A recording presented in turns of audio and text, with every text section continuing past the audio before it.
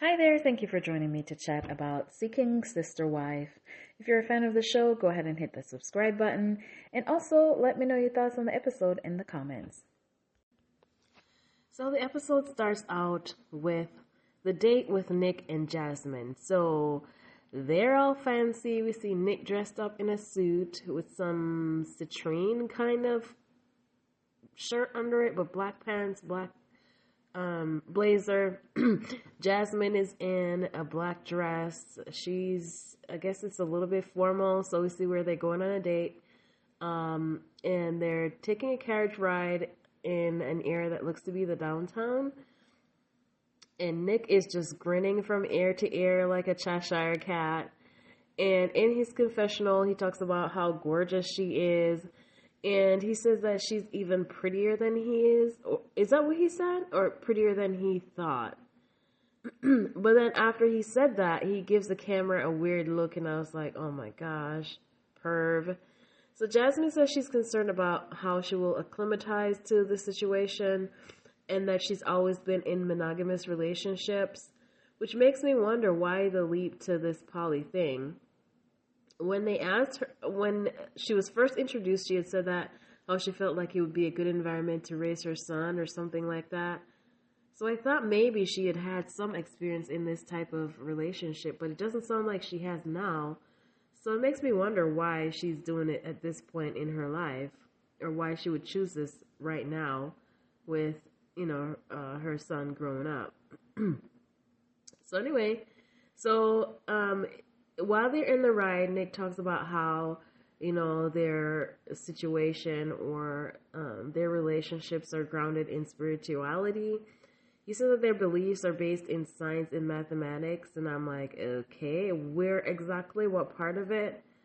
Then Jasmine, in return, talks about, because science is validated or science is valid, and then she's talking about, we can see it, and virus and bacteria and plants and animals. I'm like, huh? To me, it just sounds like a whole bunch of mumbo jumbo that she's talking to appeal to Nick because Nick said something about science.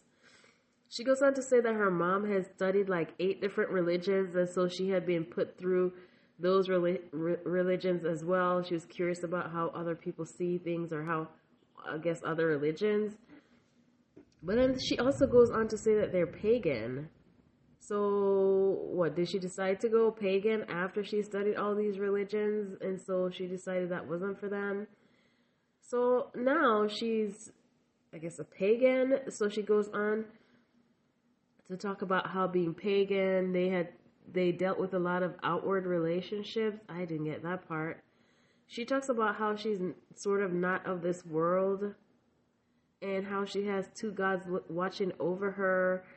Some names that she threw out and claiming that she had been fighting it previously. Anyway, so she's got 2 goddesses watching over her, apparently. I was like, okay. Nick said he was surprised to hear this and that the wife should have given him a heads up about this. But we didn't see that she had mentioned before that she was a pagan.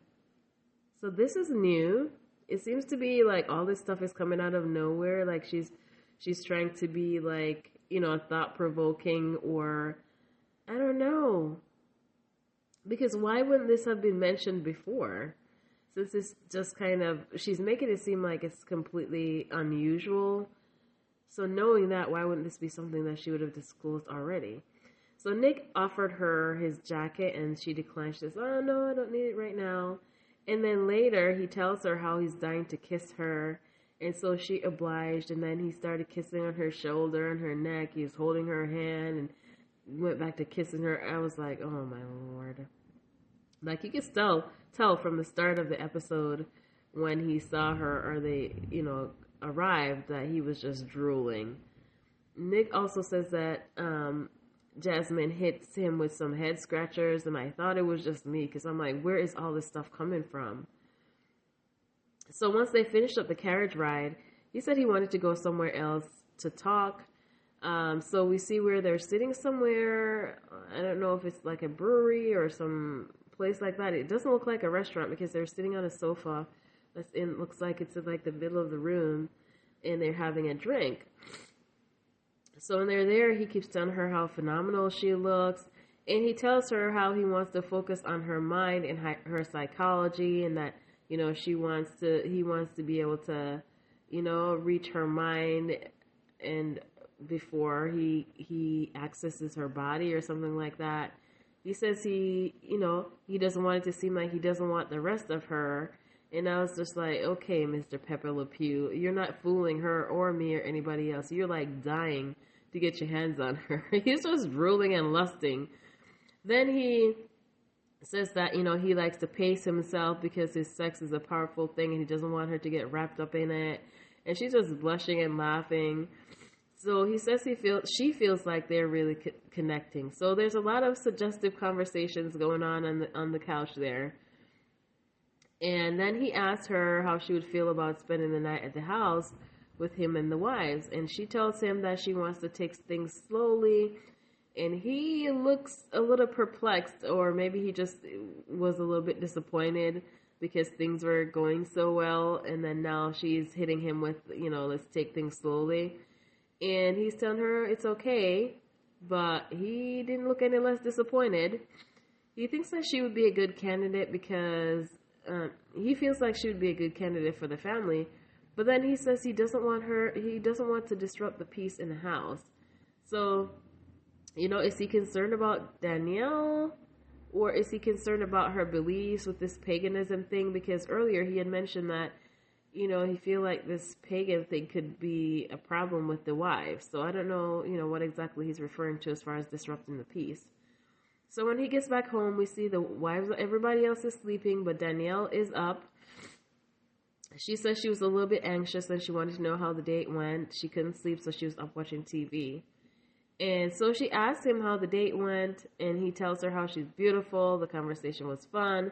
And Danielle's just nodding and looking, and she just, in her face, she just looked like she's uncomfortable with the conversation, or maybe nervous to find out how it went. And so then after he's saying all these positive things, she asked him if they kissed. And when he said yes, her smile like kind of evaporated. And I was like, yikes. She really didn't like that answer. So when the producers asked her how she felt about Nick kissing Jasmine, she says that, you know, she would like to feel like her insecurities and her jealousy, you know, are in the past, but they're not. So she didn't really answer. Based on the answer, I'm guessing that she wasn't really happy with it. And we could tell from her body language that she was a little bit disappointed by the development with Jasmine. And once again, I just don't know why she's putting herself through this. You know, she's the only one who's up waiting and nervous about this date. And the other wives, they don't care. Do your date, you know. They're not worried about what he did on the date. So you could tell how, you know, Danielle is the one who's like not quite there as far as the level of comfort with this whole setup. So Nick asked her how she would feel about Jasmine coming over to spend the weekend, and Danielle looked stunned hearing this.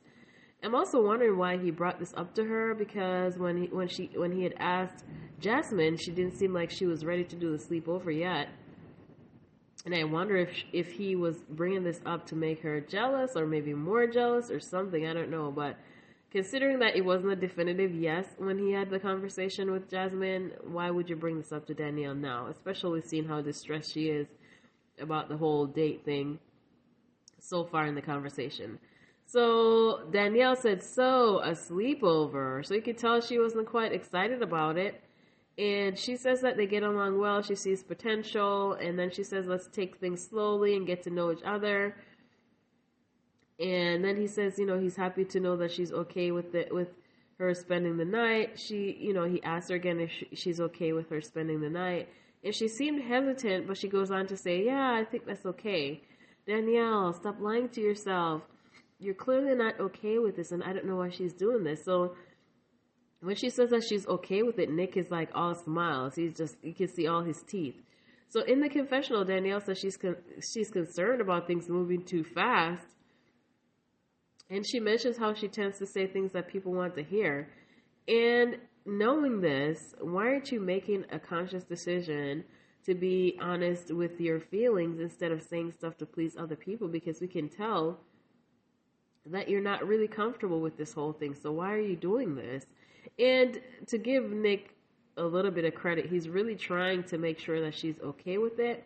But if she's telling him it's okay, he's going to run with it. Of course, that's what he wants to hear.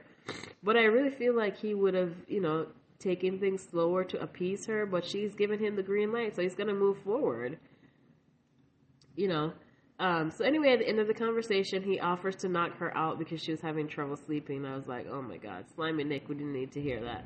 So they went ahead and went upstairs, and so that's the end of their scene in the episode. I just wish Danielle would stop playing around. Like, what is the purpose here? Are you just interested in this setup that you have currently? And if that's the case, just say so. And if they want to expand the family and you don't, then you're going to have to move along. What's holding you here? Why? What's the problem with you moving along if there's a difference in opinion as far as the approach for the family? Just do what's in your best interest. But she continues to lie to herself as she is now and people-pleasing. So we'll see what happens next. So their segment starts out with the producer asking Ashley, so you feel good about Sarah, right? To which she says yes, she feels comfortable with her. She can be herself. She doesn't have to think too hard about what she has, what's on her mind. And, she doesn't have to be proper with the way she says things. She can just be herself. Then Shane tells her that somebody's calling, so she should pick up because I guess the person has called before. And so she picks up the phone. It's Sarah. Excuse me. So the producers told her to answer. So Sarah asked to stop by. She wants to talk to them. And I was just like, uh-oh, this sounds ominous. It seems like, it's just a spur of the moment thing. And so Shane was like, this doesn't sound good that she's calling and wanting to stop by. So anyway, she comes by and they go sit in the backyard to have a chat.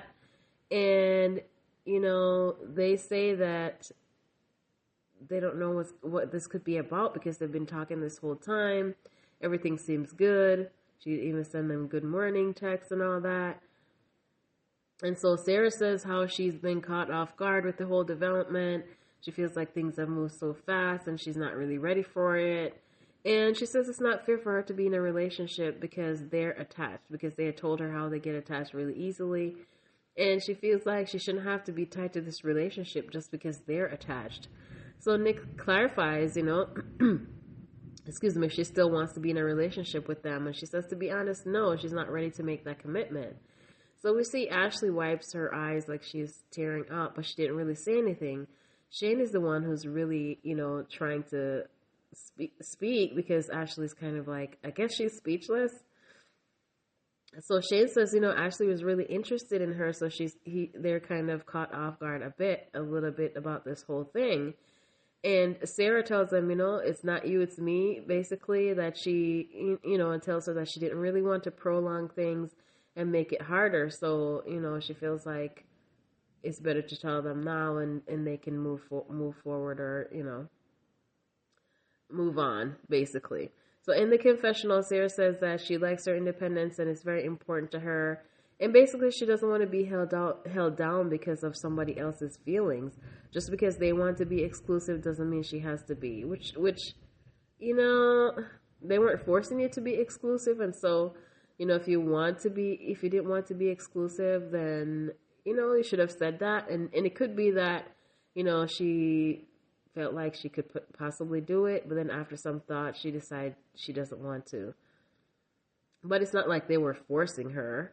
But, it's best to be honest. Honesty is the best policy, and if this is how she's feeling, then, I feel like it's the right thing to do to break things off, which is what she's doing. So after she left, Shane was kind of pissed off. He was talking, and all we could hear is beeps, so he was really annoyed. And so he's asking Ashley if she's feeling okay, and she's like, why do you keep asking me if I'm feeling okay? Clearly I'm not. So I do feel like this is a setup, though, based on how the episode started. It's just so fishy, this whole thing. Everything has been, okay, just like they've been saying. And then out the blue, she's breaking things off. It's a little weird. So Ashley's crying, and she's disappointed with what has gone down. In the next scene, we see where baby number 2 is here. They have another little boy. Shane and Ashley said they're feeling much better after this whole thing with Sarah, and they feel like they've dodged a bullet. I don't know why they're saying that, because it wasn't like she was so evil or anything. But I guess Shane was saying that he felt like she wasn't really that interested, or they weren't completely on the same page. But they say that they're still intending on finding a sister wife at some point in the future. You know, they have a lot going on right now, so now is not really the time to date. Shane says he's gotten his scans done, and they agreed that they wouldn't let things lapse again. We're told that the results of the scans have been positive, and then he should have another one in 6 months.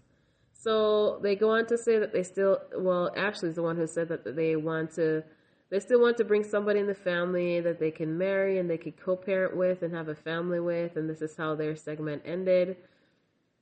So it's a little bit disappointing, but I'm happy that they're taking time to focus on the family, because it was just a little bit weird that they had so much going on and she's running around trying to date somebody, you know, with all the stuff. She's pregnant, she's going to be having a newborn, she has a toddler.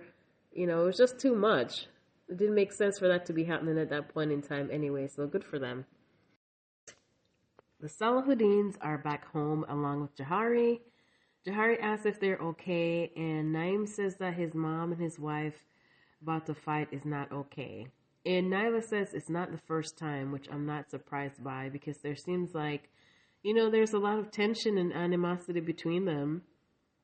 And it seems to me that maybe they have, you know, come to blows before. So she says, you know, the turning point in the conversation was when she brought up her daughter, whom she doesn't have a relationship with.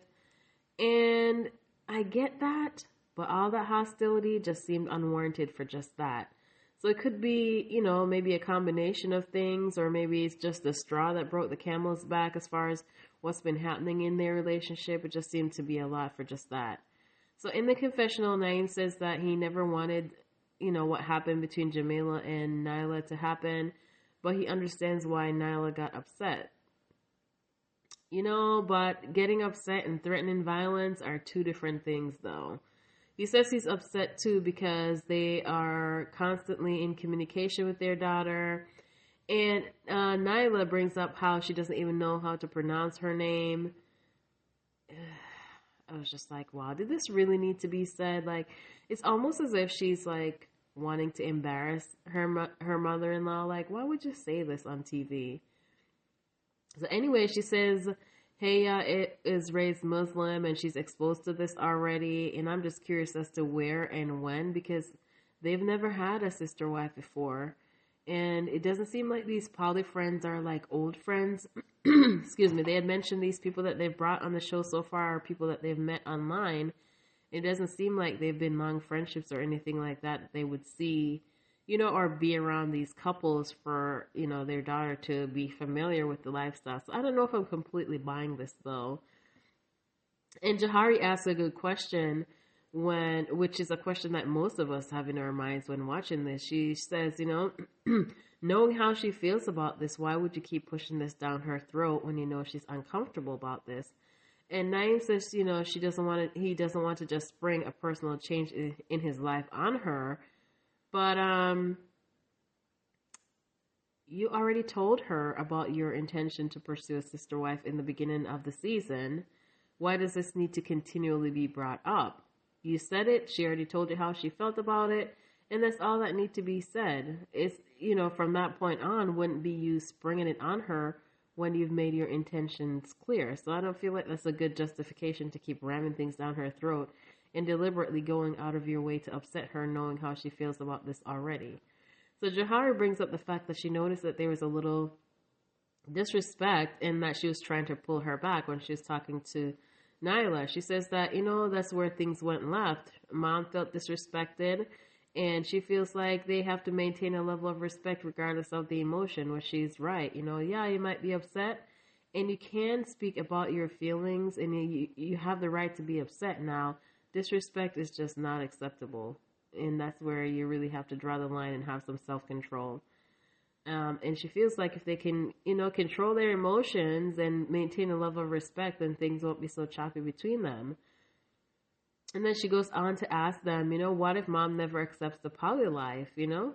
she asked, can they have a relationship without mom in the mix? And Naeem says, she's going to have to. If that's what he has to do, he has to. And then Nyla brings up, imagine if he took the wife and the kids out and she's just sitting at home. And Naeem says, everyone goes or no one goes. And I'm like, what does this have to do with what they were talking about just now? Am I missing something? Like, why is she bringing up him going out and her being at home? I don't get it, because I thought they were just talking about the relationship with the mom. Okay. So in the confessional, Nyla says that, things needed to be addressed, but she didn't expect things to go left, and she hopes that him and his mom can have a relationship. So is she suggesting that they don't really have a relationship right now? And really, I wouldn't be surprised if they really don't, and she's just there just to film, because they just don't seem close. And the fact that when things were going on in the last episode, that he was just sitting there, he didn't try to defend his mom or anything, that would be suggestive to me that they don't really have a relationship, or if they do have a relationship, it's not really great. So she says she hoped that she will come around to accept their lifestyle. I don't know why she has to. She doesn't have to, as they've said multiple times in the past, that she doesn't have to accept it. But then now they're saying that they hope she comes around and accept it. And he says that he will talk to his mom eventually. And I was like, dang, he still hasn't checked on her yet? That's kind of messed up. So anyway, they said they will continue to pursue having a sister wife. And this is how their segment ended. In this episode, we meet two of Justin and Becky's children.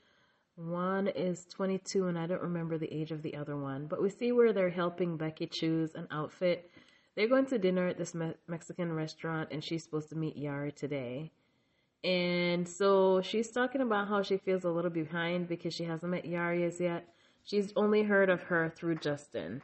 One of the daughters is concerned about potential conflict with her coming in the family because Becky already has 6 children, which I thought was funny that she called her Becky, because isn't that her mom? But anyway, she says that, as long as they're happy, I guess, they don't feel one way or another about, what they're doing, as long as they're happy. So on their way to the restaurant, they're both kind of nervous, about whether Yari will show up. Becky thinks that once Yari meets her, she's going to like her.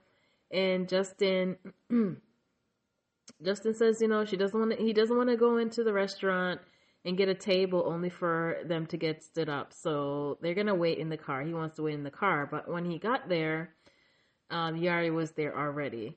So Justin introduces Yari to Becky and, they hug. And so I guess today is Yari's birthday, and so she turns 42. And so Becky's telling her how pretty she is and whatnot. So when they get inside, have a seat, Justin takes her, pulls her chair out, and then she says Becky was too quick because she was going to pull her chair out too, but she sat down. So Becky's trying to make small talk, and, there seems to be a little bit of awkward silence there in between. And I don't know, Yari's kind of, really, like, I don't know, reserved. She comes off really reserved, and I don't know if it's because she's bilingual that she takes time to think about, how she's going to say things or what. But whenever Becky says something to her, there's a bit of a silence before there's a response. So I don't know if that's, edited, or that's just because she's thinking about how to say it correctly. So Becky asks her what she likes to do, and she tells us she likes to go to the gym after work. She didn't really expound on her hobbies beyond that. And Becky asks, how was the date last night? Was it fun? And Yara says it was a good time.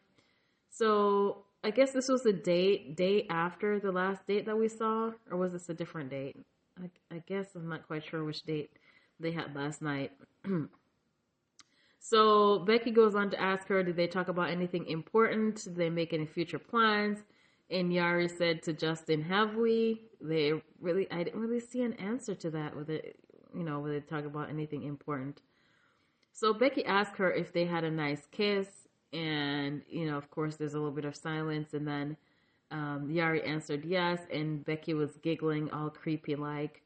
And Yari asked who told her that, And she says she asked, and Justin told her because he's honest. And she says, you know, she's not really bothered by it. But Justin says she didn't think she should bring up the kiss because Yari doesn't like talking about stuff like that. And Becky asked her if she had any questions about the lifestyle and asked her if she could see herself in the lifestyle long term. And Yari says it is new to her. And of course, Becky was saying, you know, they had to find the only person, you know, one of the few people who've never heard of the lifestyle. But Yari says there's a lot of couples in relationships that have somebody else. So I guess from that perspective, I guess she doesn't really have a problem with it. And I don't know if she's referring to like, you know, people cheat a lot in relationships. So essentially they have somebody else. And so in this is kind of like the same thing, but everybody knows about each other. I don't know if that's what she was alluding to. But she tells her she doesn't really have an answer right now. It's going to be a process. And so Becky tells her that they're patient people, you know, and if she needs time, then of course she can have that. And she asked if she would like to continue dating them. And so Yari says yes. So Yari thinks Becky's sweet and felt comfortable with her. And then after that conversation, we see the dinner was over. It seemed like it was a short dinner. I don't know. And Justin walked her to the car, but there was no kiss today. But Becky is excited that, you know, Yari wants to keep dating her. I can't really get a good read on Yari. She just seems so introverted. I can't really tell, like, what she's thinking or, you know, sometimes you can tell by, you know, how people behave, whether they're being genuine or not. But I can't really tell with her. I can't really tell if she's really interested in them or not. But let me know what you guys think. So anyway, that's all for this episode. Like, comment, and subscribe.